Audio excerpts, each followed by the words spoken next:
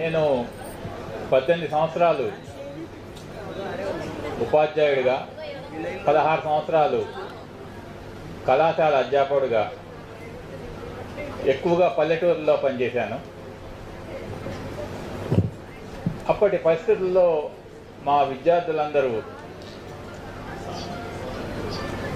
చదువు ఎన్నో డిగ్రీలు సంపాదించి కూడా ఉద్యోగాలు సంపాదించలేక సతమతమై అసలు ఏం చదవాలి, ఎలా చదవాలి అనేది ఒక గైడెన్స్ అనేది వాళ్ళకి లేకుండా చాలా బాధపడటం అనేది నేను ఆ పల్లెటూరులో గమనించడం జరిగింది.